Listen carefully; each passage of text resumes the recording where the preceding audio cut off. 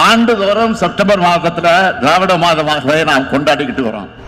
திராவிட இயக்கங்களின் பல்வேறு வரலாற்று சிறப்புகள் அடங்கிய செப்டம்பர் மாதத்தினை தொடர்ந்து 4வது ஆண்டாக திராவிட மாதமாக கொண்டாடுகிறது திமுக தகவல் தொழில்நுட்ப அணி. 30 நாட்களில் 30 திராவிட தலைவர்களின் வரலாறுகள். ஏஐ தொழில்நுட்பத்தின் மூலம் தலைவர்களை கண்முன் காணலாம். மேலும் தினம் ஒரு சிறப்பு விருந்தினரின் சிறப்புரையை டிஎம்கே ஐடி விங்கின் அனைத்து விதமான சோசியல் மீடியாக்களிலும் நேரடி ஒளிபரப்பாக கேட்கலாம். செப்டம்பர் 1 முதல் திராவிட சிறப்பு நிகழ்ச்சிகளை காணவும் கேட்கவும் தகவல் தொழில்நுட்ப அணியின் அனைத்து சமூக ஊடக பக்கங்களிலும் இணையுங்கள். திமுக தகவல் தொழில்நுட்ப அணி கொண்டாடும் திராவிட மாதம். வணக்கம், நான் எழுத்தாளர் இமயம். திராவிட முன்னேற்ற கழகத்தின் சார்பில் தகவல் தொழில்நுட்ப அணியின் கொண்டாடும் திராவிட மாதம் நிகழ்ச்சியில் பங்கேற்று பேசுவதில் மிக்க மகிழ்ச்சி அடைகிறேன். இந்த நிகழ்வு திராவிடர் கழகம், திராவிட முன்னேற்ற கழகம் மொழியில், இலக்கியத்தில், பண்பாட்டில், கலாச்சாரத்தில் ஏற்படுத்திய மாற்றங்கள், அந்த மாற்றங்களினால் தமிழ் சமூகத்தில் ஏற்பட்ட நன்மைகள் என்ன என்பதுதான் என்னுடைய பேச்சாக இருக்கும். குறிப்பாக 19ஆம் நூற்றாண்டு என்பது மிக முக்கியமான வரலாற்றில் ரஷ்ய புரட்சி 1917 நடக்கிறது. சீன புரட்சியும் நடக்கிறது. அச்சு ஊடகங்களுடைய பரவலாக்கம் நிகழ்கிறது. காங்கிரஸிலிருந்து பிரிந்து வந்த பெரியார் தனியாக ஒரு இயக்கத்தை உருவாக்குகிறார். பல பத்திரிகைகளை உருவாக்குகிறார். அந்த பத்திரிகைகளை படித்து புதிய தலைமுறை ஒன்று உருவாகிறது. ஏற்கனவே தமிழ் மொழியில் எழுதப்பட்ட இலக்கியங்களையும் கட்டுரைகளையும் படித்து அதன் மீது அவநம்பிக்கை கொண்டிருந்த ஒரு தலைமுறை பெரியாருடைய எழுத்தால் ஈர்க்கப்பட்டு புதிதாக இருக்கிறதே என்று ஆச்சரியப்பட்டு படிக்கவும் எழுதவும் வந்த ஒரு இயக்கமாக சிலர் செயல்பட்டார்கள். அதில் அண்ணா முதன்மையானவர். அதன் பிறகு வந்தவர் கலைஞர். கலைஞருக்கு அடுத்தது SS தென்னரசு, ராதா மணாளன் என்று ஒரு நீண்ட பட்டியல் நம்மிடம் இருக்கிறது. இவர்களுக்கெல்லாம் முன்னோடியாக திகழ்ந்தவர் மூவலூர் ராமாமிர்த அம்மையார் அவர்கள். அவர்கள் எழுதிய ஒரு நாவலின் பெயர் தாசிகளின் மோச விலை. இது 1921 எழுதப்பட்டது. நான் அறிந்த வரையில் தமிழ் இலக்கியத்தில் தாசிகளின் மோச வலை என்று பெயர் வைப்பதற்காகவே அவர் தமிழ் இலக்கியம், தமிழ் சமூகம் என்றும் அவரை நினைவில் வைத்திருக்கும். காரணம், இப்படி ஒரு தலைப்பை உலக இலக்கியத்திலே கூட காண முடியாது. இன்று இருக்கக்கூடிய எழுத்தாளர்கள் கூட இப்படி ஒரு தலைப்பை வைக்க மாட்டார்கள். இந்த தலைப்புக்கும் அந்த கதைக்கும் ஒரு மிக முக்கியமான பொருத்தம் இருக்கிறது. திராவிட இயக்க எழுத்து, திராவிட இயக்க எழுத்தாளர்கள் அல்லது திராவிட இயக்க பத்திரிகைகள் மூன்றும் ஒரே காலகட்டத்தில் எழுந்து வருகிறது. இது எதற்காக எழுந்து வருகிறது என்றால், இந்த சமூகம் சீர்கட்டு இருக்கிறது. இந்த சமூகம் ஜாதியால், மதத்தால், பழக்க வழக்கத்தால் வேறுபட்ட நிலையில் இருக்கிறது. ஆகவே இங்கே ஒரு சமச்சீரான சமூகமாக இல்லை. இந்த சமூகம் சமச்சீராக இல்லாமல் இருப்பதற்கான காரணங்கள் என்ன என்று கண்டுபிடிப்பதும் அந்த காரணங்களை ஒழிப்பதற்கான எழுத்துக்களை உருவாக்குவதும் தான் திராவிட இயக்கத்தாளருடைய நோக்கமாக இருந்தது. ஏற்கனவே இருந்த எழுத்து என்னவாக இருந்தது? கடவுள்களை பற்றிய கதைகள், பேய்களை பற்றிய கதைகள், மூட நம்பிக்கைகளை பற்றிய கதைகள். திராவிட இயக்க எழுத்தாளர்கள் வந்த பிறகு அறிவியல் கதைகள் முதன்முதலாக தமிழ் எழுதப்பட்டது. அதற்கு முன்பாக பக்தி கதைகள் தான். பக்தி கதைக்கு எதிராக நீ ஒன்றும் கூட சொல்ல முடியாது. பக்தி கதையை கேள்வி கேட்டு அதை விமர்சனம் செய்து அதற்கு மாற்று இலக்கியத்தை உருவாக்கிய திராவிட இயக்க எழுத்தாளர்கள், திமுக எழுத்தாளர்கள் தான். மாற்று இலக்கியம், மறுப்பு இலக்கியம், திராவிட இலக்கியம். ஏற்கனவே ஒரு இலக்கியம் இருக்கிறது, அதை நாங்கள் மறுக்கிறோம், நாங்கள் வேறொரு மாற்றை வைக்கிறோம் என்பதுதான் திராவிட இயக்க திமுக எழுத்தாளருடைய கொள்கையாக இருந்தது, பிரகடனமாக இருந்தது.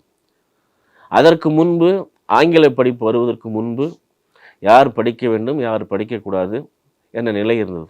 இங்கே எல்லோரும் படிக்கலாம், எல்லோரும் எழுதலாம், எல்லோரும் எழுத வேண்டும், எல்லோருடைய வாழ்க்கையும் இலக்கியம்தான், எல்லோருடைய மொழியும் இலக்கிய மொழிதான், நேச பாஷை என்று ஒன்றுமில்லை என்று நிரூபித்து காட்டியவர்கள் திமுக எழுத்தாளர்கள் தான். வரலாற்றில் நீங்கள் கிமு 13ஆம் நூற்றாண்டிலிருந்து 1919 வரைக்கும் இருந்தது இதுதான். இந்த நிலையை மாற்றியவர்கள், ஒரு விதத்தில் வரலாற்றை புரட்டியவர்கள். அதுக்கு நிறைய கதைகள் இருக்குது, நிறைய நாடகங்கள் இருக்குது, நிறைய கவிதைகள் எழுதியிருக்காங்க. ஒரு எழுத்தின் வழியாக சமூகத்தை மாற்றத்தை நிகழ்த்த முடியும் என்று நிரூபித்தவர்கள் உலகத்தில் 2 பேர் தான். ஒன்று அண்ணாவும் மற்றொருவர் கலைஞரும் தான். எதை கதையில் எழுதினார்களோ, எதை மேடையில் பேசினார்களோ, எதை நாடகத்தில் வசனமாக எழுதினார்களோ, எதை சினிமாவில் வசனமாக எழுதினார்களோ அதை முழுவதும் சட்டமாக்கி காட்டியவர்கள் இந்த 2 மனிதர்கள் தான். இந்த 2 மனிதர்களை தவிர வேறு எவரும் உலகத்தில் சிறுகதையில், நாவலில், நாடகத்தில் எழுதிய வசனங்களையும் திட்டமாக சட்டமாக மாற்றியவர்கள் உலகில் யாரும் இல்லை. அதற்கு காரணம் இந்த திராவிட இயக்கம். நிறைய பேர் சொல்கிறாங்க திராவிட இயக்கம்னா என்ன, திராவிட இலக்கியம்னா என்ன அப்படின்னு கேட்டுகிட்டே இருக்கான். இன்று பேசக்கூடியவர்கள் பேசக்கூடிய மொழி இருக்கு இல்லையா, அது திமுக எழுத்தாளர்கள் உருவாக்கிய மொழி. நீங்கள் டிவி மொழின்னு சொல்கிறீங்க இல்லையா, அது திமுக எழுத்தாளர்கள் உருவாக்கிய மொழி. தொலைக்காட்சி தொடராக இருக்கலாம், பட்டிமன்ற பேச்சாக இருக்கலாம், எழுத்து மொழியாக இருக்கலாம், கல்வி மொழியாக இருக்கலாம். நீங்கள் காதல் கடிதம்னா கூட அது திமுக மொழியாக தான் இருக்க முடியும். ஏற்கனவே 1919, 20க்கு முன்னாடி இருந்த தமிழை கொஞ்சம் பாருங்கள். கலைஞர் எழுத வந்த பிறகு, அண்ணா எழுத வந்த பிறகு, பெரியார் எழுத வந்த பிறகு, இருக்கக்கூடிய தில்லை வில்லாளன், ராதா மணாளன் போன்ற எழுத்தாளர்கள்லாம் எழுத வந்த பிறகு மொழியில் மறுமலர்ச்சி உருவாக்கியவர்கள், இலக்கியத்தில் மறுமலர்ச்சி உருவாக்கியவர்கள். இவருடைய கதைகளில் பேய் வராது, பூதம் வராது, மூட நம்பிக்கை வராது, அறிவியல் வரும். நீங்கள் சொர்க்கலோகம் நரகலோகம்னு சொன்னீங்கன்னா உடனே எங்கள் திமுக எழுத்தாளர் கேட்பாங்க, சொர்க்கலோகம் எத்தனை கிலோமீட்டரில் இருக்குது, நரக லோகம் எத்தனை கிலோமீட்டரில் இருக்குது அப்படிங்கிறது தான். சமூகத்தை சிந்திக்க வைப்பது, சமூகத்தை அறிவியல் பார்வை நோக்கி இயங்க வைப்பது, சமூகத்தில் ஜாதி சார்ந்த இழிவுகள் அகற்றப்பட வேண்டும், மதஞ்சார்ந்த ஏற்றத்தாழ்வுகள் அகற்றப்பட வேண்டும், மதஞ்சார்ந்த மேலாண்மை ஒழிக்கப்பட வேண்டும் என்பதுதான் இது சமச்சீரான சமூக மாற்றத்திற்கான ஒரு இயக்கம். இதில் இலக்கியம்தான் இங்கே மிக முக்கியமான பங்களிப்பு. உலகத்திலேயே மொழியை ஒரு ஆயுதமாக பயன்படுத்தி ஒரு இயக்கத்தை கட்டியவர்கள், மொழியை ஒரு ஆயுதமாக பயன்படுத்தி இலக்கியத்தை உருவாக்கியவர்கள், அந்த இலக்கியத்தின் வழியாகவும் இந்த சமூகத்தில் பெரும் மாற்றத்தை நிகழ்த்தியவர்கள். நீங்கள் திராவிட இயக்கத்தை நீக்கிட்டு, நீதி கட்சியை நீக்கிட்டு, திமுகவை நீக்கிட்டு கடந்த 100 ஆண்டு கால தமிழ் வரலாற்றை நீங்கள் எழுதவே முடியாது. தமிழ் சமூக வரலாறு என்பது இந்த திராவிட இயக்கத்தோடு பிணைந்த ஒன்று தான். நீங்கள் பிரித்து பார்க்க முடியாது. இந்த திட்டத்தில் இவங்க இல்லை, இந்த சமூக மாற்றத்தில் இவங்க இல்லை, இந்த கல்வி மாற்றத்தில் இவங்க இல்லை, சாலை மாற்றத்தில் இவங்க இல்லை, தொழில்நுட்ப வளர்ச்சியில் இவங்க இல்லை அப்படின்னு நீங்கள் ஒரு இடத்துல கூட சொல்லவே முடியாது. இந்த 100 ஆண்டு காலம் தமிழ் சமூகம் பெற்றிருக்கக்கூடிய அனைத்து வளர்ச்சிகளுக்கும் இவர்கள்தான் உழைப்பாளிகள். இவருடைய பங்களிப்பு தான் இங்கே மிக முக்கியமானது. இலக்கியம் அப்படின்னு மட்டும் நீங்கள் பார்த்தீங்கன்னா இன்றைக்கு இருக்கக்கூடிய எழுத்தாளர்கள் நிறைய பேர் திராவிட இயக்க இலக்கியம் மேடை பேச்சு, அலங்கார வார்த்தை, ஜோடனைகள் சொல்லுவாங்க. இந்த அலங்கார பேச்சையும் ஜோடனைகளும் என்று நீங்கள் குற்றம் சொன்னீங்களா, அந்த வார்த்தைகள் ஏற்படுத்திய மாற்றம் தான் தமிழ் சமூகத்தினுடைய வளர்ச்சி என்பது. நீங்கள் பேசின புனித இலக்கியம், தனி மனித துயரம், தனி மனித கண்ணீர், தனி மனித வாழ்க்கை, இது முக்கியமில்லை, சமூக வாழ்க்கை தான் முக்கியம், பெரும்பான்மை சமூகத்தினுடைய வாழ்க்கை தான் முக்கியம் அப்படின்னு சொன்னது திமுக எழுத்தாளர்கள் தான், திராவிட இயக்க எழுத்தாளர்கள் தான். அதற்கு முன்பாக முதலியார் இருப்பார், செட்டியார் இருப்பார், பிராமணர் இருப்பார், ஒரு கூலி தொழிலாளி அந்த கதையில் வரவே மாட்டோம். செட்டியார் பாஷை இருக்கும், முதலியார் பாஷை இருக்கும், பிராமணர் பாஷை இருக்கும். ஒருபோதும் சமூகத்தினுடைய விளிம்பு நிலை மக்களுடைய மொழி ஒருபோதும் நம்முடைய தமிழ் இலக்கியத்துக்கு வந்ததே இல்லை. விளிம்பு நிலை மக்களுடைய வாழ்க்கை ஒருபோதும் தமிழ் இலக்கியமாக பதிவு செய்யப்படவே இல்லை என்பதுதான். இந்த விளிம்பு நிலை மக்களுடைய வாழ்க்கையும் இலக்கியம்தான், அது தமிழ் இலக்கியம். விளிம்பு நிலை மக்கள் பேசக்கூடிய மொழியும் தமிழ் மொழிதான், அது இலக்கிய மொழிதான் என்று நிரூபித்தவர்கள் திமுக எழுத்தாளர்கள் தான். யார் வேண்டுமானாலும் எழுதலாம், எந்த மொழியிலும் எழுதலாம், யாருடைய வாழ்க்கையில் எழுதலாம் என்கின்ற ஒரு ஜனநாயக பண்பை தமிழ் சமூகத்தில், தமிழ் எழுத்துலகில், தமிழ் இலக்கிய உலகில் நிரூபித்தவர்கள் திமுக எழுத்தாளர்கள் தான். நீங்கள் திமுக எழுத்தாளருடைய எழுத்து இல்லாமல் இங்கே யாருமே இல்லை. நிறைய பேர் சொல்லலாம், திமுக எழுத்து பாதிப்பால் தான் இன்று எல்லா எழுத்தாளரும் எழுதி கொண்டிருக்கிறார்கள். திமுக எழுத்து பாதிப்பு இல்லாத எழுதக்கூடிய ஒரு எழுத்தாளர் இன்று தமிழ்நாட்டில் காட்டவே முடியாது. கடந்த 100 ஆண்டுகால தமிழ் மொழி என்பது தமிழ் மொழியில் ஏற்பட்ட மாற்றம் என்பது, இலக்கிய வளர்ச்சி என்பது எல்லாமே இந்த திராவிட இயக்கத்தினுடைய பாதிப்பால் உண்டானதான். நீங்கள் இன்றைக்கி இருக்கிற மாதிரிலாம் அன்னைக்கு ஒவ்வொரு திமுக எழுத்தாளரும் ஒரு பத்திரிகை நடத்திருக்காங்க. கண்ணதாசன் ஒரு பத்திரிகை நடத்திருக்காரு, டி.கே. சீனிவாசன் ஒரு பத்திரிகை நடத்திருக்காரு, பேராசிரியர் ஒரு பத்திரிகை நடத்திருக்காரு, இப்படி எஸ்.எஸ். தென்னரசு ஒரு பத்திரிகை நடத்திருக்காரு, டி.கே. சீனிவாசன் ஒரு பத்திரிகை நடத்திருக்காரு. இந்த பத்திரிகை நடத்துவதை ஒரு இயக்கமாக நடத்தினார்கள். அவருடைய நோக்கம் என்ன? பணம் சம்பாதிப்பதா, புகழ் பெறுவதா, இல்லை அதிகாரத்துக்கு வருவதா? இது எதுவுமே இல்லை. சமூக மாற்றம். இந்த தமிழ் சமூகம் அறிவுடைய சமூகமாக, பண்பாட்டில் மிக்க சமூகமாக, நாகரிகத்தில் மிக முக்கியமான சமூகமாக வளர வேண்டும், மாற வேண்டும். இது ஏற்கனவே புராண இதிகாச குப்பைகளால் நம்முடைய மண்டைகள் எல்லாம் ஒரே கசடாக இருக்குது. இந்த கசடை நீக்க வேண்டும் என்பதுதான் அவருடைய நோக்கமாக இருந்தது. ஆகவே தான் இந்த பத்திரிகைகள் வழியாக இந்த சமூகத்தை மாற்ற நிகழ்த்தினார்கள். நீங்கள் கட்டுரைகள் வழியாக, நாடகங்கள் வழியாக, சிறுகதைகள் வழியாக, ஏன் சினிமா வழியாகவும் இந்த மாற்றத்தை அவர்கள் நிகழ்த்தினார்கள். இந்த சமூக மாற்றம் என்பது ஒரு நாளில் ஏற்பட்டதல் மாற்றக்கூடியதல்ல. 2000 ஆண்டுகளுக்கு மேலாக படிந்த அந்த கரையை அகற்றுவது ஒரு நூற்றாண்டில் மட்டும் சாத்தியமில்லை. ஆகவே நம்முடைய போராட்டம் அல்ல திமுகவுடைய எழுத்து போராட்டம் என்பது மிக வலிமையானது, அது தேவையானது கூட. இன்று மட்டுமல்ல, இன்னும் 100 ஆண்டுகளுக்கு தேவைப்படுகிறது. ஏனென்றால் இங்கு மதத்தின் பெயரால், ஜாதியின் பெயரால் எங்கே பாகுபாடு நிலவுகிறதோ, எங்கே ஒதுக்குதல் நிகழ்கிறதோ, எங்கே மேலாதிக்கம் நிகழ்கிறதோ அதற்கெல்லாம் குரல் கொடுக்கிற ஒரு இயக்கம், இலக்கியம், மொழிதான் திமுக திராவிட இலக்கியம் என்பதை இந்த தமிழ் சமூகம் உணர வேண்டும். பல சமூகம் வெறும் வரலாற்றை பேசி மட்டுமே தன்னை உயர்த்தி கொள்ள முடியாது. மொழி தமிழ்நாடு அப்படின்னு சொல்கிறோம். உன்னுடைய அடையாளம் என்னன்னா எல்லாரும் சொல்கிறாங்க தமிழ் தான். உங்கள் ஊர் எது? தமிழ்நாடு.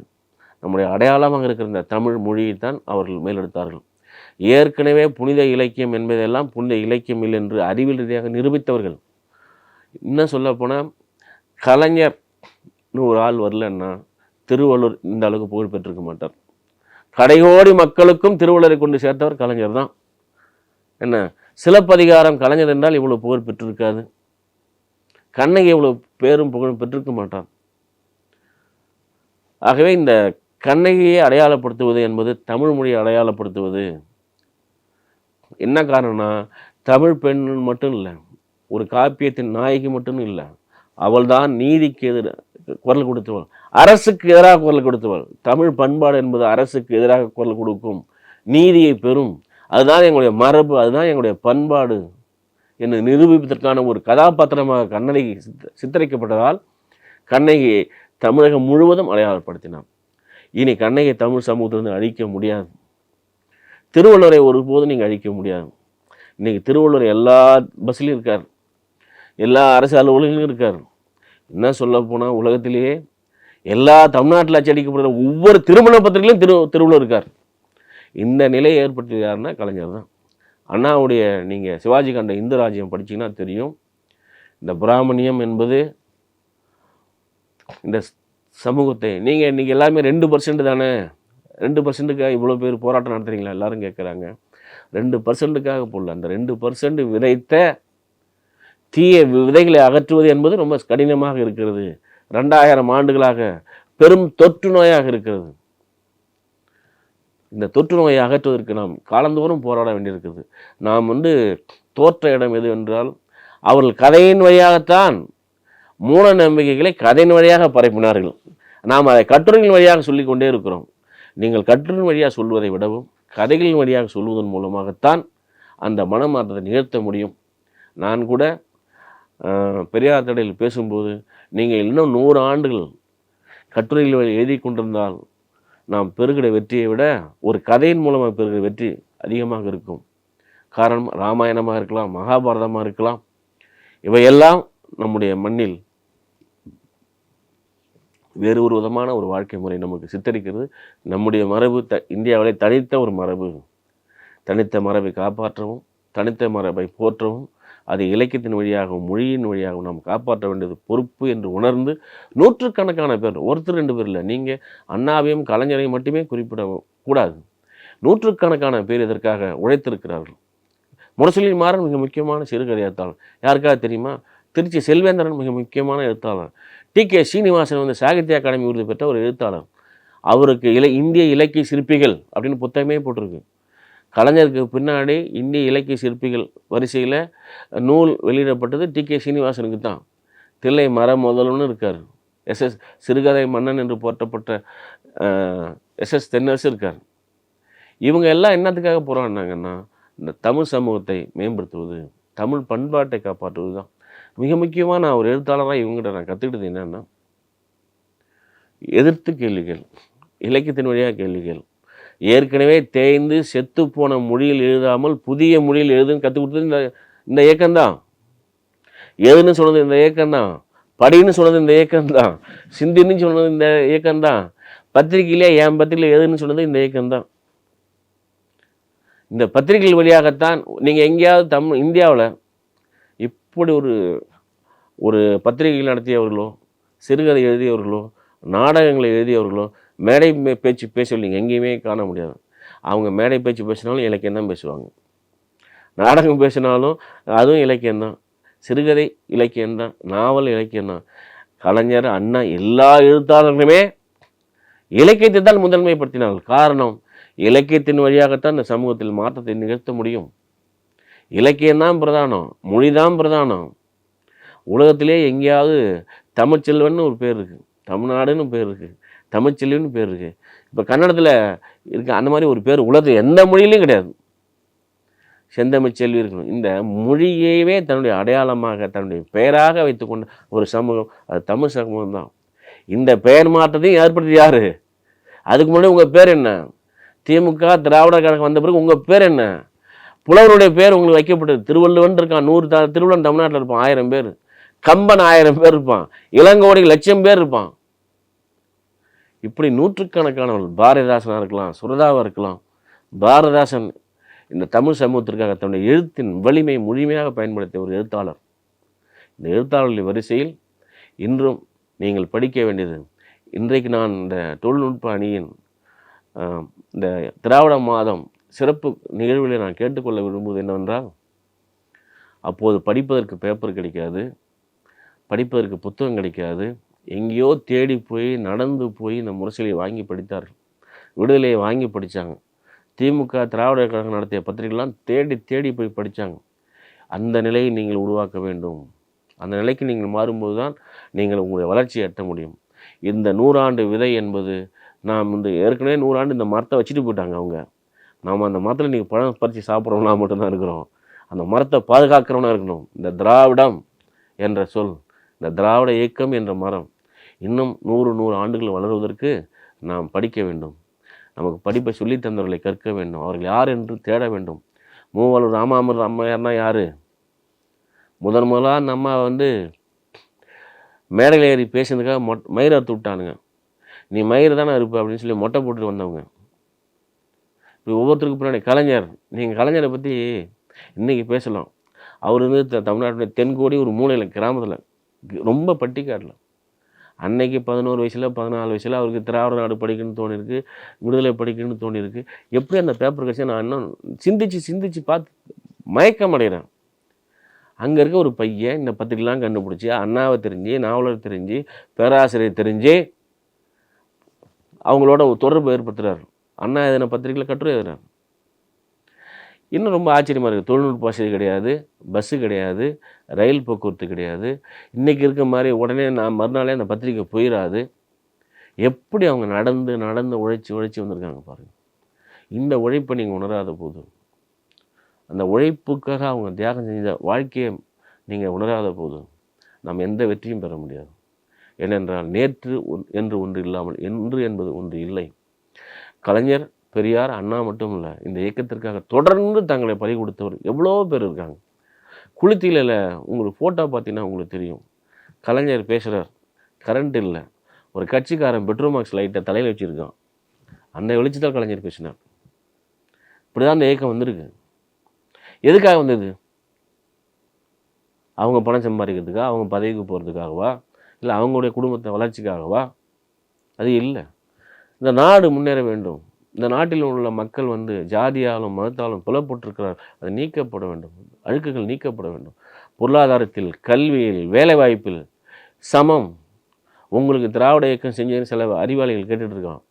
முதலாக இந்தியாவில் பெண்களுக்கு ஓட்டுரிமை கொடுத்தது நீதி கட்சி. முதலாக இடஒதுக்கீடு கொடுத்தது நீதி கட்சி. அதுக்கு பின்பு இந்தியாவிலேயே பெண்களுக்கு சொத்துரிமை கொடுத்தது டாக்டர் கலைஞர் தான். இந்தியாவிலே முதலாக கிராமப்புற சாலைகள் போட்டது இந்த ஆட்சி தான். பெண் கல்விக்கு முன்னுரிமை கொடுத்தது இந்த ஆட்சி தான், இந்த இயக்கம்தான். பெண்களுக்கு உள்ளாட்சியில் முதலாக இந்தியாவிலே இடஒதுக்கீடு கொடுத்தது கலைஞர் தான். இப்போ இருக்கக்கூடிய முதலமைச்சர் 50% இடஒதுக்கீடு கொடுத்துருக்கார். ஜெயலலிதா ஆட்சியில் என்ன சொன்னாங்க, பொம்பளை பிள்ளைகளுக்கு வாழ்க்கையில் என்ன முக்கியம்னா கல்யாணம் தான் முக்கியம், ஆனால் தாலிக்கு தங்கன்னு தரேன்னு சொன்னாங்க. ஆனால் இன்னைக்கு இருக்கிற முதலமைச்சர் என்ன சொல்கிறாருன்னா, பொம்பளை தாலி முக்கியம் இல்லை, கல்வி முக்கியம் அப்படின்னு அந்த திட்டத்தை மாற்றிருக்கார். ஆக இந்த சமூகம் என்பது பெண்களை ஒதுக்காது. இந்த இயக்கம் என்ன கேட்டால் நம்முடைய வரலாற்றில் ஒரு நீதி சமூக அநீதி நிகழ தொடங்கிய காலத்திற்கு பின்பு தான் பெண்கள் சமமற்றவர்களாக நடத்தப்பட்டார்கள், ஒதுக்கப்பட்டார்கள். என்ன அதெல்லாம் மாற்றப்பட வேண்டும் என்றால் 100 ஆண்டுகளாக இந்த இயக்கம் போராடி கொண்டிருக்கிறது. இந்த இயக்கத்தை அதாவது போராட்டம் நடத்துவது, ஜெயிலுக்கு செல்வது, சாலை மறியல் பண்ணது மட்டும்தான் ஒரு இயக்கத்துக்கு அதுவும் தேவை. எல்லாவற்றுக்கும் மேலாக மூளை பலம் வேணும், மூளை உழைப்பு வேணும். நாலெட்ஜ் எக்கானமின்னு ஒன்று இருக்குது, அறிவு பொருளாதாரம்னு ஒன்று இருக்குது. இந்த அறிவு பொருளாதாரம் தான் நம்மளை என்றைக்கு நிலைநிறுத்தும். இந்த அறிவு பொருளாதாரம்னா இப்படி புரிஞ்சுக்கலாம். இலக்கியம் தான் நமக்கு அறிவு பொருளாதாரம், கவிதை தான் நமக்கு அறிவு பொருளாதாரம், நாடகம் தான் நமக்கு அறிவு பொருளாதாரம், சினிமா கதைவசம் தான் நமக்கு அறிவு பொருளாதாரம் அப்படின்னு புரிஞ்சுக்கணும். இது முதலீடு. எப்படின்னு கேட்டால், மொழியை நீங்கள் மாற்றுறீங்க, மொழியை உருவாக்குறீங்க. இந்த மொழியின் வழியாக ஜனங்களோடு நெருக்கமாக இருக்கீங்க. நீங்கள் வேறு பாஷையில் பேசலை, தேவ பாஷையில் பேசலை, யாருக்குமே புரியாத பாஷையில் பேசுகிறேன், எல்லாருக்கும் தெரிஞ்ச மொழியில் பேசுகிறேன், எல்லாருடைய கதையும் பேசுகிறேன். எல்லாருடைய கதைன்னா இந்த தமிழ்நாட்டுடைய கதை, சமூகத்தோட கதை. அதுவும் குறிப்பாக சமூகத்தில் யாரெல்லாம் விளிம்பில் இருக்கிறார்களோ அவர்களை முன்னிறுத்துவது, யாரெல்லாம் சமூகத்தில் வெளியில் இருக்காங்களோ அவங்கள சமூகத்தினுடைய பொது வெளியில் மையத்திற்கு கொண்டு வருது. இந்த கட்சியினுடைய மிக முக்கியமான சாதனை, அது இந்த இயக்கத்தினுடைய மிக முக்கியமான சாதனை, இந்த எழுத்தாளருடைய மிக முக்கியமான வெற்றி என்று நான் கருதுவது, சமூகம் யாரை புறக்கணித்ததோ அவர்களை மையப்படுத்தினார்கள், சமூகம் யாரை விலைக்க வைத்ததோ அவர்களை மையப்படுத்தினார்கள். கலைஞர் என ஒரே ரத்தம் அப்படின்னு நாவலை படித்து பாருங்க. இந்த காதல் கல்யாணம் இப்போ நடக்குது இல்லையா, கலவரம், அப்போயே இருக்காரு. மனங்கள் தான் முக்கியம், இனங்கள் முக்கியம்னு இதனோர். ஆகவே இந்த ஜாதி சார்ந்த பிரச்சனைகளை ஒழிக்க வேண்டும், எல்லாருக்கும் ஒரே ரத்தம் தான்ங்கிறத ஒரு நாடகமாக இருக்கார்.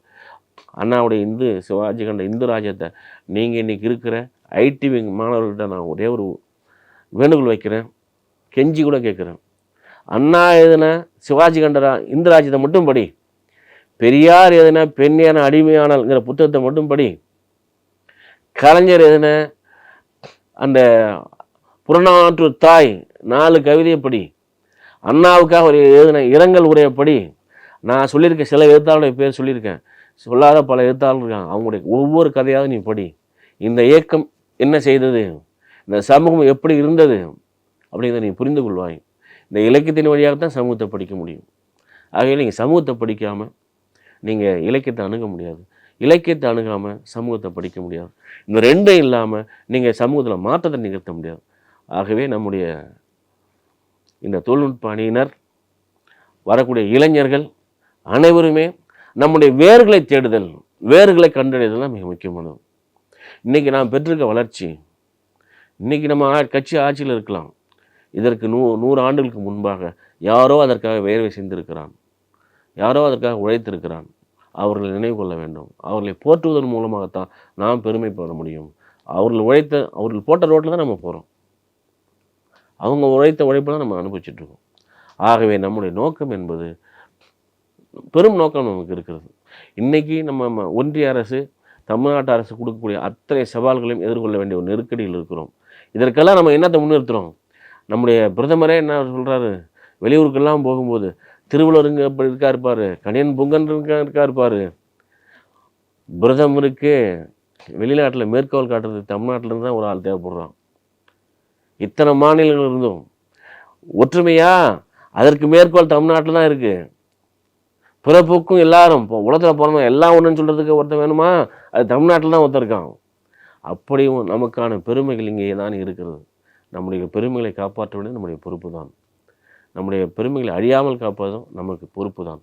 இன்று நம்முடைய கலாச்சாரத்தை பண்பாட்டை சீரழிப்பதற்கு பல்வேறு வகையான படையெடுப்புனா சண்டை எடுத்துட்டு போய் கத்தியால் குத்துறது இல்லை. இதான் நுண் அரசியல் என்பது. திரும்ப திரும்ப ராமர் கோயில் ராமருங்கிறோம். உங்களை எப்போதும் சிந்திக்க விடாமல் கற்பனையிலேயே மூழ்க வைப்பது, மூட நம்பிக்கையிலே வச்சுருந்தா நான் ஈஸியாக ஜெயிக்க முடியும் அப்படிங்கிறது அவங்களுடைய நோக்கமாக இருக்கும். எல்லா காலத்தை விடும் இப்போ பாருங்கள், நம்முடைய கீழடி, பொருணை, ஆதிச்சநல்லூர், இந்த அகழ்வாய்வெல்லாம் பொய்ன்னு சொல்கிறதுக்கு அவங்க முயற்சி பண்ணுறாங்க. இத்தனை 100 ஆண்டுகள் முன்னாடி தமிழன் இரும்பை பயன்படுத்திய ஒரு சமூகம் உலகத்தில் தமிழ் சமூகம்தான். இதை சொன்னால் மோடியும் ஒன்றிய அரசு ஏற்க மறுக்கிறான். அதுக்கு முன்னாடி அவன் ஒரு பொய்யான ஒரு கற்பனையான ஒரு கதை கொண்டு வரான். இங்கே வடநாட்டில் அப்படி ஒன்று இருந்தது அப்படின்னு கொண்டாடுறாங்க. இது தான் இந்த பண்பாட்டு படையெடுப்பு என்பது. இந்த பண்பாட்டு படையெடுப்பை, இந்த தொழில்நுட்பணி தான் அதை பண்பாட்டு படையெடுப்பை முறியடிக்க வேலையை செய்ய வேண்டும். இந்த கலாச்சாரத்தின் மீது நடத்தப்படுகிற பண்பாட்டு படையெடுப்பாக இருந்தாலும் சரி, இதையெல்லாம் முறியடிக்க வேண்டிய பொறுப்பில் நீங்கள் இருக்கிறீங்க. நீங்கள் வலிமையாக உணரணும். நம்முடைய இலக்கியத்தை, குறிப்பாக சமூக மேம்பாட்டுக்காக எழுதின இலக்கியத்தை படிக்கணும். சமூகத்தில் இழிவுகள் இருக்கும், அதை சொல்லுவான். பண்ணையார் இருந்தாங்க. திமுக எழுத்தாளர் ஒருத்தங்க கூட பண்ணையாரை பற்றி கதை எதுவும் இல்லை. அங்கே படியாளர் நம்பர் அவனை பற்றி தான் கதை இருக்கும். அதான் முக்கியமானது. உலகத்தில் உள்ள எல்லா எழுத்தாளருடைய பார்வையும் எங்கன்னா, இந்த சமூகத்தில் எவன் கண்ணீர் சிந்துக்கிறானோ அவனுக்கு கிட்ட போகும். எவன் ஒருத்தன் காயத்தோடு பட்டுருக்கானோ அவங்ககிட்ட போகும். எவன் புறக்கணிக்கப்பட்டிருக்கானோ அவங்ககிட்ட போகும். திமுக எழுதின 100கணக்கான எழுத்தாளர் இருக்காங்க. கட்டுரைகள் எழுதினால எழுத்தாளர்கள் வேறு, கவிதை எழுதின எழுத்தாளர்கள் வேறு. நம்ம நாடகம், சிறுகதை, நாவல் எழுதினங்களை பற்றி பேசுகிறோம். இதில் 100கணக்கான பேருடைய பார்வை எங்கே இருந்தாலும் தமிழ் சமூகத்தில் கடைகோடி எல்லையில் எவன் இருந்தானோ அவனுக்கு கை தூக்கி விட்டாங்க. நீ தான் தமிழ் சமூகத்துடைய மையம் அப்படின்னு அழைச்சிட்டு வந்தாங்க. ஜாதி கூடாதுன்னு சொன்னது யார்? தமிழ்நாட்டில் முதலாக மதம் வெறி கூடாதுன்னு சொன்னது யார்? கலைஞரே அது நிறைய வசனங்கள் சொல்லியிருக்காரு. எழுத்தாளர் அந்த சமூகத்தை ஒரு சொல்லால் அந்த சமூகத்தை சாட்டையால் அடிக்க முடியும் நிரூபித்தவங்க திமுக எழுத்தாளர்கள் தான். பராசக்தி படத்தில் ஒரு வசனம் வரும், அம்பாள் என்றைக்கடா பேசினாலும் ஒரு வசனம் இருக்குது. இன்னும் 500 வருஷம் வச்சு இந்த கேள்வி கேட்க முடியும். சாமி என்றைக்கும் பேச போகிறது இல்லை. கலைஞர் கட்ட இன்னும் 500 வருஷத்துக்கு இந்த வசனம் அப்படியே தான் இருக்க போகுது. அவருடைய வசனமாக இருக்கலாம், கதையாக இருக்கலாம், எல்லாத்துலேயும் இந்த சமூகத்தில் கொடுக்கப்பட்ட சாட்டையடியாக இருந்தது. சமூகத்தில் இருக்கக்கூடிய இழிவுகளை நீக்குவதற்காக எழுதப்பட்டது. அந்த விதத்தில் இந்த எழுத்தாளர்களை அறியுங்கள். உங்களுக்கான செல்வம் என்பது, உங்களுக்கான பொக்கிஷம் என்பது, உங்களுக்கான அறிவு என்பது திராவிட திமுக எழுத்தாளர்கள் எழுதிய நாவல்களில், சிறுகதைகளில், நாடகங்களில், சினிமா கதை வசனங்களில் இருக்கிறது. அவற்றை நீங்கள் பெறுங்கள், படியுங்கள். அதுதான் உங்களுடைய முதன்மையான கடமை. அவற்றை படிப்பதன் மூலமாக பிறருக்கும் சொல்லுங்கள். தகவல் தொழில்நுட்ப அணிக்கு என்னுடைய வாழ்த்துக்கள். நன்றி, வணக்கம். திமுக தகவல் தொழில்நுட்ப அணி கொண்டாடும் திராவிட மாதம்.